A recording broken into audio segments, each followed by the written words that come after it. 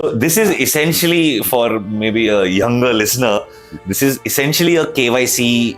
Yes, it is. Yeah, it is absolutely a KYC. So, SEBI, after it was formed in 1993, insisted that there should be a KYC for stockbrokers. Right. So, because most stockbrokers don't even know who their clients are. Right. So, whereas our company has been practicing it for over 100 years. Correct. So you're saying that back then this wasn't a regulation or something, it was just done as a risk management mechanism for the company. So it was not enforced on us by anybody, but we still felt the need to have it.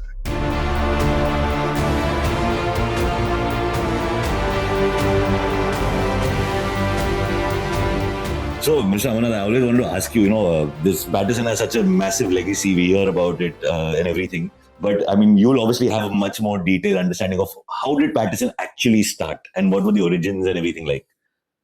Okay. So, before we get into how did Paterson start, I think we'll give a little brief introduction on how company started itself. Absolutely. So, actually, the first joint stock company in the world was the Dutch East India Company. Correct. Which was started in the 1600s. Right. And after that was the British East India Company, which started soon later. I think within 1700s. I think within 15-20 years of each other they started. Right. And as we all know, the British East India Company came to India, came to Chennai first. Right. Madras in those days. Right. And the entire British Empire came out of this city of... is it? I didn't know that. Yeah. So Madras had its first taste of a joint stock company much before the rest of the world. Right. And there were already a few other British companies which were well established in Madras. In Madras, one such being Parry and Company, which is today known as EAD Parry. Right. And the other was a company called Buckingham and Carnatic Mills, which is known as Binny. Right. And it used to be a textile company, which was, I think, the largest textile company east of the Suez Canal. Right. So a very large company. Right. So we had some of these big companies also having... So these were all owned, these are British-owned companies, but set up in Madras, set up in India. Yes, they were all set up by the Britishers in Madras. Right. So, and grew fairly big over the years, over the next 200, 300 years. Right. So, because Madras was one of the big textile hubs, like Bombay and a few places in Gujarat. Right. Madras was a big textile hub in those days. And the British used to import cloth from India. Right. So we had these companies. We also had another company called Madura Mills, which later became Madura Coats and then Coats Viela, which is now part of the Aditya Birla group. So we had all these companies. So there was a need at some point of time for trading in shares of these companies. Correct. So by the late 1800s, in 1875, the Bombay Stock Exchange was formed. Correct. And subsequently, in 1908, the Calcutta Stock Exchange was formed. Right. And the third stock exchange in India to be formed was the Madras Stock Exchange in 1935. Right. But much before the stock exchanges were formed, there used to be a few stockbrokers in each of these places, even before the stock exchange was formed. So these were independent stockbrokers. Yeah, they were. It was an unregulated market at that time. There was no exchange. Right. So they used to trade amongst themselves. Typically, like even real estate, even today there are brokers. There's no exchange. Correct. So there were brokers trading in shares. Right. Which is all from the early 1800s itself, 1820s, 1830s. Calcutta, Bombay, all had stock brokers. Right. But the formal exchange came up later. Correct. So in Madras too, the first known broking company which has started operations in Madras was a company called Todd and Todd, which started in 1892. Correct. So this they started as a formal stockbroking company. As a formal stockbroking company. Right. And so then that Todd and Todd went on to through different avatars over the next 30, 40 years. Right. It became Todd and Robinson and Scott. These are the names of partners. These are the names of partners. If one partner retired, another person will come in. Right. So they'll put his name correct. on that. Right. And this is how that company, it finally became a company called Hughes and Todd and Company, which was a very large stockbroking company. It had over 50 employees in those days itself. Right. It was also a apart from stockbroking, was in foreign exchange broking, was in freight broking. So this we're talking about early 1900s? This is early 1900s. Right, From 1892, I'm talking of the period between 1892 and 1935. Correct. So Hughes and Todd and Company came up, say, probably by 1925, after all these changes which I talked about. Right. And was the leading stockbroking firm in the South, definitely. And it was in operation till 1935. Right. And Paterson was one of the 14 British assistants who were working in Hughes and Todd and Company. Right. And he took over the operations of Hughes and Todd and Company and changed the name to Paterson and Company. Right. So since then, we've been operating as... so he was initially, Mr. Paterson was initially working as an assistant. Right. They called them the assistants. Right. Everybody just under the partners were called assistants. Okay. So the partners, many of them left back to England. And he took over this company. Got it. And changed the name to Paterson and Company in 1935. Right. So Paterson and Company has been around from 1935 for 70 odd years. 90 odd years. Yeah. 90 years. But before that, there was a company which ran for 42 years. Right. And so this, if you take the roots have sort of come from that Todd and Company. Correct. Right. So this is the history of how Paterson came up to be. Is it a coincidence that Madras Stock Exchange was formed in 1935, if I'm not wrong? That's right. And so and I know Paterson was one of the founding members. There was a huge role played in the founding of the Madras Stock Exchange. So was that something to do with the fact that Paterson has also taken over? And is there a connection there? No. So see, I think trading, the trading activity was increasing by the day, by around that time, by 1935. There were a lot of stockbrokers that come into the field, and it was getting a little chaotic, and therefore there was a need was felt to have a well-established stock exchange to sort of regulate the market. So there were 5 brokers initially who started the Madras Stock Exchange. Right. One of which was Paterson. Nice. And so I'm assuming in 1935, the Calcutta Stock Exchange, the Bombay Stock Exchange were already in existence. Yes. So this was sort of a big step for the stockbrokers and everybody within Madras in the trading community, I'm assuming. Yeah.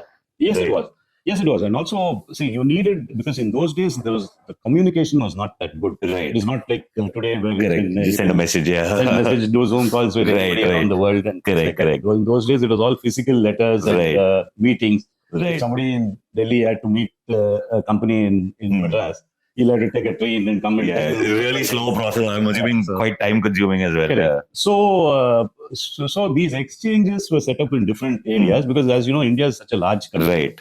So the Madras Stock Exchange catered to the people in the southern part of India, right, and also to the companies in the southern part of India, which needed to raise capital. Correct. So a lot of companies in the south, they would all be listed only on the Madras Stock Exchange. Right. So any company which came up in the south in those days, like I'm saying, even then there were those British companies were there. Correct. There was Binney, Parry, Beardsell, McDowell's. Right. All these companies were already there. And new industrialists started coming up in Madras. In Madras and the south as a whole, And Madras Stock Exchange fulfilled their needs of raising capital, basically. Nice. So, in today's day, right, I mean, I'm sure we're quite spoiled that way, where if at any given point in time I want to check the price of a stock, there's a million apps, there's a million websites, and you get the exact price this very second of what the price the stock is trading at, right? Now, obviously, in a time where obviously information was passed on quite slowly, and I'm assuming people had to wait to get the exact share price. So how did that work back in the day? Especially in an unregulated market, I'm assuming. Yes. So, I mean, in those days, there was no technology at all. Right. I don't even think probably even the telephone was not around. I'm talking of in the 1930s and 30s. So what Hughes and Todd used to do was they would publish its own what was later known as a BAV copy on the Bombay Stock Exchange. Right. Or the official quotation list of the Madras Stock Exchange. Right. So, Hughes and Todd would publish a magazine on a fortnightly basis, right, giving the rates of all the shares, all currencies, right, all freight rates, things like that. Right. So, in fact, I have a copy of that.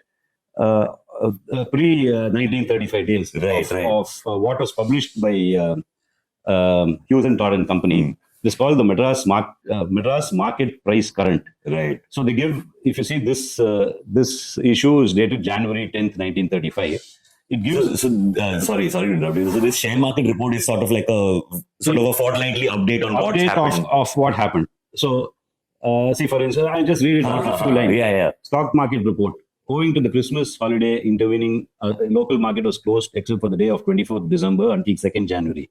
The period under review therefore only covers 1 week.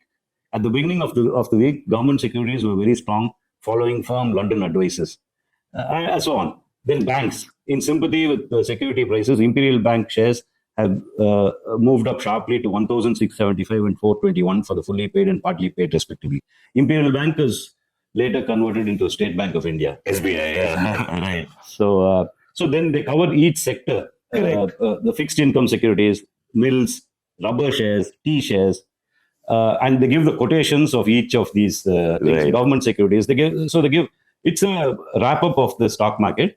This was published every fortnight and sent out to all its clients, who were spread out in different parts of India, I would say. Right. Many of them were all were working in the plantations. Right. So a lot of the tea stocks, rubber stocks. Most of the clients of Hughes and Todd and Company were all Britishers. Right. And so we would post this out to clients. Right. Far from places.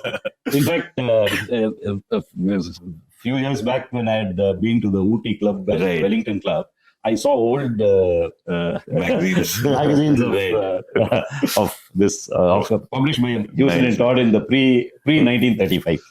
That's actually very, very fascinating. So, I mean, if let's say I was a client of Paterson, right, and I get this every fortnight, and now I decide, okay, I want to buy X shares of Y company. How did that process work?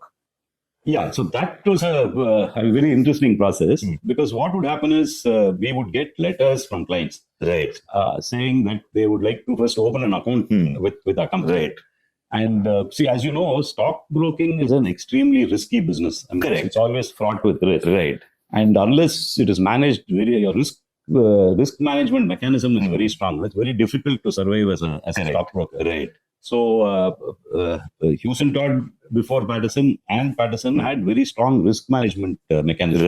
Right. So the minute a customer writes to you saying that you'd like to be a client, unless he came with some reference who was already a client of ours or something, we would first write to his banker, asking for the banker's opinion on the financial worthiness of this client. Right. So then the banker, these are all handwritten. I mean, these are all posted emails or telegrams or anything. So I'm assuming it would take weeks. Before somebody would onboard it as a client. As a client, yeah. So we would we'll ask him who are his bankers are and get a confidential report from his banker. Right. Which will tell us whether we can take on this person as a client or not. Right. And then his account will get open. Right. So in fact, all those reports from the bankers have been preserved very well by our company. Right. And we have something called the opinion book, which I'll probably show you now. So this is essentially, for maybe a younger listener, this is essentially a KYC. Yes, it is. Yeah, it is absolutely a KYC. So SEBI, after it was formed in 1993, insisted that there should be a KYC for stockbrokers. Right. So because most stockbrokers don't even know who their clients are. Right. So whereas our company has been practicing it for over 100 years. Correct. So also you're saying that back then this wasn't a regulation, also it was just done as a risk management mechanism for the company. So it was not enforced on us by anybody. But we still felt the need to have it. Can we, if you don't mind, can we have a look? We can. So this book itself is over 100 years old, right? And it has opinions of different people from well over 100 years. So if we take this book, we have a client. So we had the thing was that if you see the book, you'll find that even 100 years ago, you had clients from all over India. The undivided India, right. India, Pakistan, Bangladesh, right. all these places. So this starts. The first one is it's ironic. It's very funny also. Is about a client called Amritlal Ramkumar from Madras, It is dated 19th June 1922. That's over 100 years. Right. So what happens, we will write to his banker asking for an opinion on this client. So his banker at the time was the Imperial Bank. Right. And the Imperial Bank writes back to us saying he's a big speculator with small means. so I'm sure our partners in those days would not have entered this person as a client. So like that, you have opinions of so several people from all over. For instance, there's an Advani brothers from Karachi. Right. There is M.A. Arnachalam Chettiar from Trichy. There is R.P. Chugg and Company from Lahore. So you'll find people from all over, and many Bombay-based brokers. Right. For instance, Dara Shah and Company is still around. This is a 1920 report on Dara Shah. Somebody from Surat. We also have had dealings, Right, with many brokers, both from all over the country. Including mostly from Bombay and from Calcutta in those days. Right. So we have the opinions of some of the leading financial institutions today, like your JM Financial. Correct. JM Financial in those days was called Jamnadas Moraji. Right. JM, yeah. Yeah. So we have an opinion from the Eastern Bank on JM, dated 18th December 1919. So, he says in that they're certified share and stockbrokers with a good, steady business, highly respectable, and reported to be worth 2 to 3 lakhs. So what happens is... Which is a massive amount in 1990. Yes. So what happens is every few years, the risk profile of a client may have changed. Correct. So we keep updating this list regularly over the years. So you have other opinions from 1924, from 1935 about the same client company. Yeah. So this is about Jamnadas Moraji. Like this, you will find many names, many big industrialists also who had been clients of Hughes and Todd and then of Paterson. See, you have even clients from a lot of stockbrokers from London and all that, Shaw and Company. You also have we have even opinions about Palonji Mistry. Right. The Shapurji Palonji. Correct. One of the main shareholders of Tata Sons. That's in the other in the other book. But this is really fascinating. Disclaimer: this content is for informational purposes only. None of the stocks, brands, or products mentioned are recommendations or endorsements.